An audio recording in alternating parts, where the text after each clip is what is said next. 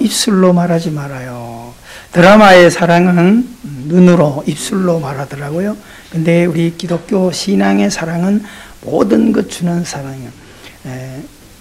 주일학교 부장할 때 교사들이 시집을 가면 꼭 이 내용을 서예를 그때는 제가 좀 했었기 때문에 표구를 만들어서 이렇게 해서 교사들의 이름을 전체 30여 명 이름을 다 돌려서 이렇게 해주면 너무너무 좋아서 지금도 그 액자들을 아직도 그걸 다 소중하게 보물처럼 가지고 있는 분들이 많이 있습니다. 너무너무 좋은 내용을 우리도 가슴에 끌어안고 아름답게 살게 되기를 주의 이름으로 부탁을 드립니다. 자, 오늘 우리가 지난주에 손마른 자에 대한 메시지와 더불어서 오늘은 허리 구부러진 자에 대한 이야기를 좀 들으면서 한 해를 마감할 때 아버지 마음을 좀 더 우리가 깊이 헤아려 갈 수 있는 그런 아름다운 신앙으로 서갈 수 있게 되기를 권면을 드립니다. 오늘 본문 속에 잠시 다시 한번 우리가 들여다보면 안식일에 예수님께서 유대인의 회당을 들어오셨습니다. 회당에 와서 가르치시는 가운데 18해 동안 참 굉장히 긴 세월이죠. 강산이 2번이 바뀔 정도로 그런 긴 시간 동안 귀신이 들려 앓고 아프고 또 꼬부라져 허리까지 꼬부라져 펴지 못하는 한 여자를 거기에서 만나게 됩니다. 자, 우리가 오늘 이렇게 들어가는 글을 이렇게 우리가 잘 이 횟수나 이런 것을 읽어볼 때 내 자신이 만약에 18해 동안 이런 상처를 가지고 한 무리 안에 있다 생각할 때 한번 상상을 해 보십시오. 오늘 긴 병 또 아픔을 가지고 남들처럼 꾸밀 수도 없고 아름답게 또 남들이 먹는 곳에 함께 먹을 수도 없고 함께 할 수 있는 그 자리에 가지도 못하는 자기 스스로도 가지 못하지만은 있는 무리들 자체가 이미 이 여인을 따돌리고 있는 그런 모습을 누가는 우리에게 지금 보여주려고 하는 것입니다. 그런데 예수님은 유대인 회당에 들어가셔서 그 12절에 그 여자를 보시고 불렀어요. 부름이라고 하는 것은 접촉점을 이야기합니다. 수가성 여인을 찾아갈 때도 유대인들은 지나가지 않지만 예수님은 의도적으로 사마리아 땅을 들어가셔서 우물가에 물길로 온 여자에게 물을 달라 부르심, 접촉점을 우리가 예수님은 잘 하고 있는 것을 볼 수 있습니다. 왜 여기서 여자를 보시고 불렀다라고 하는 이야기를 누가가 잘 세세하게 기록하냐 하면 다른 많은 사람들이 있었는데 이 여자를 많이 불렀다 안 불렀다? 부르는 사람이 별로 없다는 거죠. 여러분 우리가 상상을 해보면 답이 나오죠. 그죠? 내가 만약에 이 여자의 입장에 있었다면 그래서 우리는 신앙생활은 이 땅에 살아갈 때 항상 입장을 바꿔 한번 생각을 이렇게 해보면 풀어질 수 있는 내용이 훨씬 많아요. 여기서 우리가 주목하셔야 돼요. 18해 동안 한 자리에 그런 모습으로 있다. 그리고 많은 사람들이 별로 관심이 없었다. 부르는 사람이 별로 없었다. 그런데 예수님은 딱 들어가서 가르치는 가운데 가장 먼저 뭘 봤다는 거야? 많은 사람들, 화려한 사람들, 잘난 사람들, 지도자들 얼마나 많이 있었겠어요. 근데 그 사람들보다도 누굴 봤다는 거야?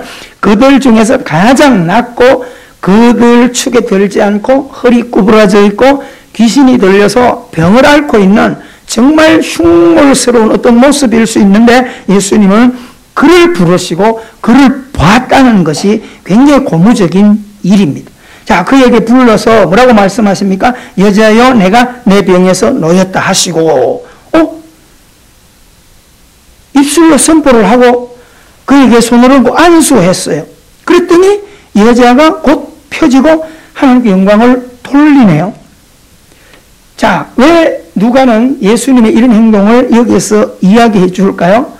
많은 사람들, 제사장과 지도자들이 그 여자에게 무관심하게 있던 그들이 그 여자를 부르시고 그에게 기도하시고 그의 병을 고쳐주는 환경을 통해서 모든 분들이 그 시선이 관심이 그리 오기를 바라는 거예요. 이상한 일이 벌어졌죠. 18해 동안이나 정말 자기 스스로 서지 못하던 그 딸이 벌떡 일어섰어요. 그래서 오늘로 말하면 할렐루야 막 찬송을 하는 하나님께 영광을 돌렸다 그랬습니다. 자, 그리고 난 뒤에 14절에 회당장이 예수님에게 안식일에 병 고치는 것을 분내어 무리에게 이르되, 군중 심리를 딱 이용해서 예수님께 와서 조용히, 예수님 오늘 안식일인데 병 고치지 마십시오, 오늘 일하지 마십시오, 이러는 것이 아니라, 여러분 회당에 나와 있는 모든 여러분 보시오, 이렇게 주목을 집중시켰어요.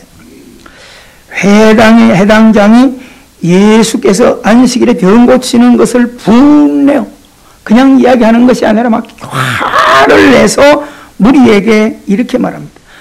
여러분 보세요. 일할 날이 엿새 동안이나 많이 있는데 하필 안식일에 와서 이렇게 일을 하고 있네요. 그 6일 동안에 와서 병을 고치면 얼마나 좋겠습니까? 하필 안식일까지 범하면서. 이 논리가, 회당장이 하는 이 논리가 맞나 안 맞나 보십시오. 일주일에 한 번 회당에 예배드리러 오잖아요. 근데 6일 동안 6일 안에서 와서 여인을 만나서 기도해주고 병 고쳐줄 수 있다 그러는데, 여인이 평상시 회당에 오는 사람입니까? 오지 않잖아요. 그렇잖아요. 안식일 날 와서 예배하러 오는데, 근데 그들은 그렇게 이야기를 하는 거예요. 그러니까 억지 주장을 하려고 하는 거지 어떤 논리상 이야기를 하고 있는 것이 아니라는 것을 자기 스스로 허점을 드러내고 앉아 있어요. 예수님께서 이 이야기를 가만히 듣고 보니까 너무 어처구니가 없고 기가 막힌 거예요. 안식일 일하면 절대 안 된다, 그렇게 이야기합니다. 자, 그래서 그 이야기를 듣고 15절에 예수님께서 어떻게 말합니까? 예수님께서 대답하여 이르시되 외식하는 자들아. 지금 해당장이 하는 이야기가 난 이해가 안 된다? 해당장이 하는 이야기가 뭘 몰라서 그런다? 해당장이 이야기하는 게 지금 무슨 이야기를 하는 게 이게 아니라, 예수님이 이미 해당장이 군중을 이용해서 하려고 하는 그 목적이 뭔가를 알고 그 해당장이 하는 행동을 뭘로 이야기하는 거죠? 외식으로 이야기하는 거예요. 한마디로 말해서 마음은 엉뚱한 생각을 하고 있으며 겉으로만 안식일을 위하는 것처럼 이렇게 이야기하고 있다라고 하는 것을 예수님이 그 의도를 알고 있는 거예요. 외식하는 자들아, 뭐라고 말합니까? 그들이 행하는 일, 너희가 각각 안식일에, 그들이 안식일을 지키는 것을 어떻게 지키냐? 자기 일은 다 한다는 거예요.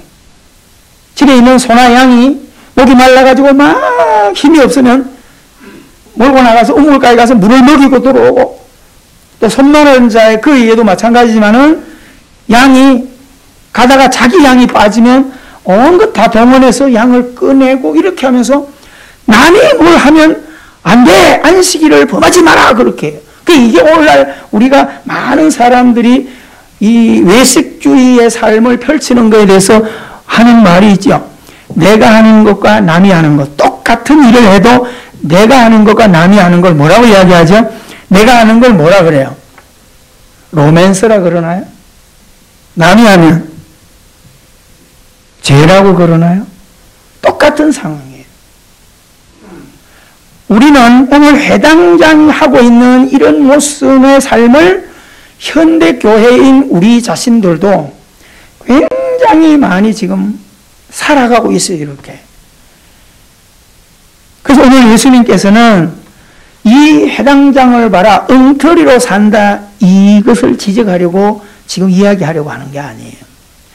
이렇게 살아가는 해당장이 외식, 가식의 신앙을 가지고 가는 것이 얼마나 저 스스로 힘들게 살아가고 있는가라고 하는 것을 알려줌으로써 그의 삶의 내용을 바꾸어 가려고 하는 것입니다. 자, 설명을 하는 거예요. 너희들은 그렇게 물을 먹이고 소나 양을 가서 물을 먹이고 있는데, 그렇다면 16절에 18해 동안 사탄에게 매인받은 이 아브라함의 딸. 자, 여기서 유대인들에게 예수님은 충격적인 단어를 사용해요. 누가는 세밀하게 의사기 때문에 예수님의 이런 글들을 놓치지 않고 여기서 기록함으로써 회당장들이나 유대인들의 관점을 수정시키려고 하는 모습을 볼 수 있습니다. 자, 예수님께서 그 18년 동안, 이것을 또 강조하는 것은 너희들은 18년 동안 이 여인에게 관심 한번 가져줘 봤냐? 이 여자를 따뜻하게 불러서 차를 같이 한번 먹어봤냐? 이 성도를 따뜻하게 대해서 한번 교제를 해봤냐? 밥을 한번 같이 나눠봤냐? 이런 이야기와 똑같은 이야기를 하고 있는 것입니다. 18년 동안 사탄에게 묶여있다, 아파하고 있다, 괴로워하고 있다, 너무너무 근심 속에 있는데 한번 찾아가 봤냐? 손잡아 줘 봤냐? 들으려고 해봤냐? 그런 소리입니다. 그러면서 뭐라고 말하죠? 아브라함의 딸을 안식일에 매임에서 푸는 것이 합당치 아니하냐? 합당치 아니하냐? 이렇게 말할 때 지도자들은, 다른 성경에 보면 해당장들은 굉장히 분노했어요. 그리고 난 뒤에 이 이야기 때문에 예수님을 죽이기로 결의를 해요. 그리고 놀랍게 그 자리에 있는 회원들은 어떻게 하죠? 17절에 보면 예수님의 이 말씀을 이렇게 말씀하시니 모든 반대하는 자들, 여기서 반대하는 자들은 제사장들과 지도자들을 뺀 그 지도자를 얘기, 여러분 보세요. 이 예수가 안식일에 6일날 흔한 날을 하나 두고 오늘 와서 일하고 잘난 체 하네요. 이렇게 했던 그 기득권 자들은 빼놓고 나머지들은 예수님의 하는 그 일과 의도를 통해서 자기 자신들이 한 것, 엉터리 지도자들을 따라서 한 것에 대해서 부끄러워하면서 어떻게 하나님께 영광을 돌려나갔다, 하나님 앞으로 나아갔다, 그런 말입니다. 자, 그러면 오늘 우리가 이 말씀을 통해서 오늘 우리가 한 해를 마감하면서 무엇을 좀 마음속에 교훈을 가져야 될까를 우리가 생각하고 예배를 마무리하려고 하는 것입니다. 자, 우리는 이제 이 땅을 살아갈 때 끊임없이 우리는 육을 입고 땅을 살아가요. 이것은 모든 사람이 마찬가지고, 무엇을 입고 무엇을 마시고 무엇을 먹고 무엇을 입는가는 이상인 모든 사람은 동일한 길을 걸어가는 겁니다. 공부하는 것, 직장 생활하는 것, 사업하는 것, 사람 만나는 것, 이런 거는 똑같이 해가요. 예수 믿는다고 해서 어떤 거 안 하는 게 아니고 똑같이 해가요. 그런데 우리가 안 믿는 그들하고 좀 다른 것은 우리 안에 예수님을 주인으로 모시고 산다는 거, 이거 하나 차이예요. 그러면 우리 안에 예수님을 모시고 산다는 그 하나 차이가 뭘까요? 땅의 관점으로 보던 것을 하늘의 관점으로 보기 시작한다는 거예요. 땅에 묶인 인본주의 사고에서 하나님의 신본주의 시각을 가지고 나와 너를 보기 시작한다는 거예요. 아멘? 이게 뭐냐? 우리가 가진 믿음이에요. 그러면 예수님께서 누가를 통해서 유대인들 지도자, 이 백성들은 순수한 거예요. 지도자가 잘못 가니까 그게 단조라고 따라갔다가 진짜가 와서 진짜를 펼쳐주니까 아, 잘못됐습니다, 회개하고 영광 돌리는 길로 수정하잖아요. 근데 문제는 지도자들이 문제예요. 제가 새벽에도 늘 고린도 전서를 공부하면서 너무너무 교육자로서 부끄러운 게 많은데, 목회자들, 지도자들이 문제나 의식이 안 바뀌니까 바늘이 문제가 있으니까 실도 다 그렇게 따라간다, 그런 논리를 제가 이야기한 부분이 있습니다. 오늘 누가도 마찬가지, 예수님도 마찬가지입니다. 그러면 예수님께서 오늘 이 바리새인들, 제사장들에게 이 딸이 누구죠? 18년 동안 정죄해놓고 있고, 내가 교제하는 축에 감히 끼어 넣을 수 없는 사람이고, 내 지역 사람이 아니고, 내 학교 출신도 아니고, 내 핏줄도 아니고, 그런 이야기예요. 그러니까 이 유대인들이 율법을 붙들고 살아가는 데 있어서 가장 마음속에 우상처럼 붙들고 있는 두 조상이 있어요. 누굴까요? 아브라함, 또 다윗. 지금 이 유대인들은 이 땅을 살아가다가 어떤 일을 하다가도 하기 싫은 것도 아브라함이 원하는 겁니다. 다윗이 그렇게 하셨습니다. 하기 싫은 것도 무조건 가요. 근데 이 사람들은 너무너무 하기 좋은 건데도 아브라함이 그렇게 하셨습니다, 다윗이 그렇게 하셨어요. 그러면 멈춰요. 그만큼 뭐에 대한 자부심이 있죠? 우리 조상이 아브라함과 다윗이라는 것과 내가 아브라함과 다윗의 후손이라는 것에 대해서 자부심이 대단한 겁니다. 이게 뭐예요? 그들의 주신앙입니다. 누가는 예수님을 통하여 유대인들이, 지도자들이 18해 동안이 아니야 20년, 30년, 어쩌면 이 땅에 살아갈 평생 동안 그들도 보지 않고 지나가지 않고 불러버릴 수도 없는 생을 그어놓고 있는 그 무시당하는 그 여인을 뭐라고 부르고 있죠? 딸아, 너도 아브라함의 딸이다. 여기서 딸아, 너도 아브라함의 딸이다 하고 이 선언은 엄청난 역사적인 위대한 선언인 동시에 거기에 있는 지도자들에게 충격을 주는 메시지예요. 여러분, 우리가 한번 믿음을 가지고 생각해 보세요. 예수님께서 영혼을 찾아왔어요. 영혼을 부르시고 영혼을 회복시켰을 때 어떤 면에서는 예수님이 우리가 누가복음에 또 다른 이런 비슷한 내용이 선한 사마리아인 이야기를 자꾸 우리가 접목시키는 이유는 뭐냐면 설명을 다 해요. 강도 만난 사람이 유대인이고 거기에 지나가는 사람도 유대인 제사장이고 유대인 서기관이고 유대인 레위인이고 다 그래요. 근데 죽어가는 사람을 와서 들여다보고는 그냥 간다. 부르지도 않고 만져보지도 않고 싸매주보지도 않고 그냥 가요. 이유는 뭐라는 거예요? 제사장이 이렇게 볼 때 내 이웃이 아니라는 거예요. 내가 관계하던 내가 아는 사람이 아니라는 거예요.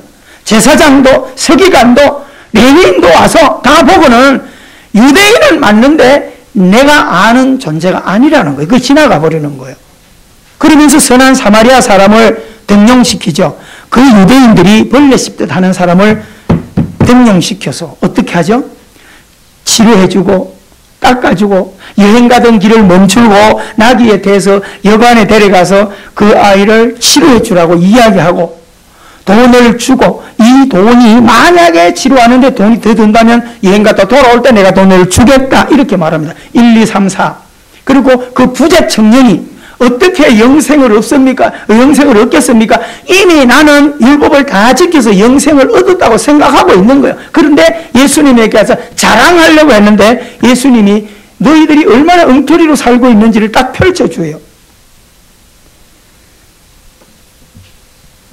아니 너희들은 같은 동족이면서 관심도 갖지 않고 영혼이 어떻게 되든 무관심하면서 어떻게 니들이 영생을 얻었다고 큰소리치고 살아가냐. 그래서 쫙 펼쳐주고 누가 강도 만난 자의 이웃이 되냐라고 물을 때 당연히 선한 사마리아 사람입니다. 이 말을 하는 그 부자 청년은 속에 구역질이 날 만큼 힘든 거예요. 마치 오늘 본문에서 이 여자도 아브라함의 딸이다라고 하는 이야기를 들을 때 거기에 있는 해당장들이 막 오바이트를 할 정도로 예수님을 죽이고 싶을 만큼 싫은 이유와 똑같은 거예요. 그때 주님은 한마디 명령을 더 하십니다. 아 그래? 너도 가서 이와 같이 해라 라고 이야기합니다.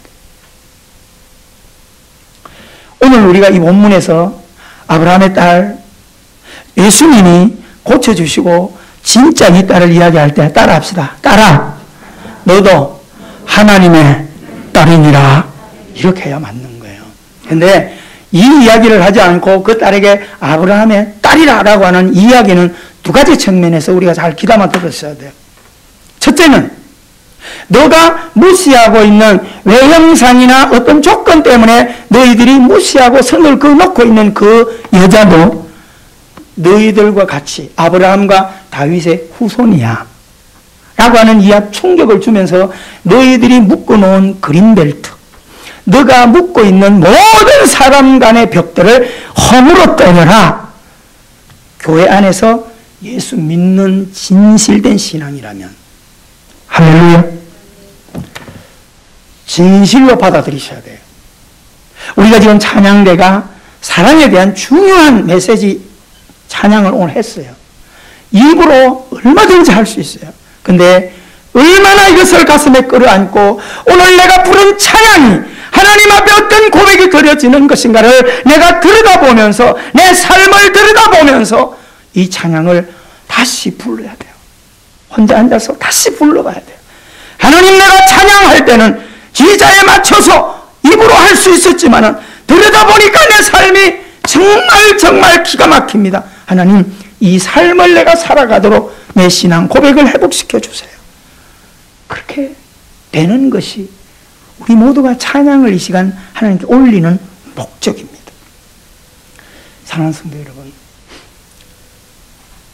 우리의 관심은 항상 내 타켓, 내 관점 속에서 사람을 봐요. 좋다, 나쁘다, 내 마음에 든다, 안 든다, 뭐 어떻다 내 관점으로. 근데 우리는 누구나 다 이 관점을 가지고 있어요. 그런데 우리가 믿음을 가지고 내가 하나님의 자녀로 이 자리에 와서 예배를 드리는 한 우리는 이 관점을 바꾸어 나가셔야 돼요. 어떻게 해요? 유대인들을 충격을 주어서, 첫째는 이 여자도 너희들처럼 똑같이 아브라함의 딸이야 라고 하는 것으로 유대인들이 가지고 있던 그 잘못된 종교관을 깨뜨리면서, 아하, 이것은 선민의식에 묶여야 될 문제가 아니구나. 내가 그렇게 축복받고 사랑받아서 아브라함과 다윗의 후손이 됐다면 누구든지 그 후손이 될 범주 안에 같이 넣고 바라볼 수 있어야 된다라고 하는 이 개념과, 두 번째는 예수님께서 너희들이 언제까지 인간을 주로 모시고 그렇게 살아갈래? 라고 하는 거예요. 그래서 그들 앞에 예수님께서 모세도 다윗도 하지 않았던 병든 여인을 적석에서 고쳐주시면서, 기도하는 건 함으로써 그 18해 동안 행동하지 않고 귀신에 묶여있던 그 모든 것에게 빛을 주시고 자유를 주시고 아픈 것을 낫게 해주시는 그 주님이 오늘날 이 시대 교회에 있는 성도들이요, 예수 믿으면 병 고치니까 이런저런 교회 오세요, 그런 복음으로 우리에게 요청하는 게 아니에요. 하나님의 관심은 모든 영혼들이 하나님이 사랑하는 영혼이라는 것을 우리에게 열어주려고 하는 거예요. 할렐루야. 그 사랑이 아니었다면 어찌 내가 이 자리에 있겠습니까? 여러분, 그 사랑을 내게서 묻지 마시고요, 할렐루야, 이제 오늘 이 시간부터 이 사랑을 좀 펼쳐주세요. 농협에 가면 사랑은, 보통은 나누면 줄어들고 사랑은 나누면 배가 된다, 그런 글을 현수막에 써놓은 농협이 있습니다. 여러분, 신앙이 바로 그런 거예요. 힘들고 어려운 때 누군가 나 위해 기도해주고 누군가 나 위해 기다려주고 그런 것이 있었기 때문에 오늘의 내가 있다는 것을 한시도 잊지 마시고, 우리들은 시간이 지날 때, 시간이 세월이 더해질 때, 야, 하다 보니까 나도 모르게 내가 주되어 살아가는 유대인들과 제사장들과 같은, 회당장들과 같은 이런 모습에서 우리는 그 산에 있으려고 하지 마시고요, 주님의 마음을 품으시고 주님의 마음을 가지시고 오늘도 내 곁에 아파하고 괴로워하고 힘드는 영혼들에게 손을 펴며 옆에 있는 모든 성도들을 정말 주님의 사랑하는 영혼, 너도 아브라함과 다윗의 후손이 아니라 하나님의 사랑받는 자녀입니다 라고 사랑하는 마음으로 손잡아주고 축복하게 되기를 주 이름으로 축원합니다. 우리 옆 사람 인사해 볼까요? 따뜻하게. 성도님은 하나님이 너무너무 사랑하시는 축복의 자녀입니다. 똑바로 알아듣도록 이야기했어요. 이번엔 반대쪽으로 한번 해보세요. 성도님은 하나님이 너무너무 사랑하시고 아끼시는 보배입니다. 할렐루야. 기도하십시다.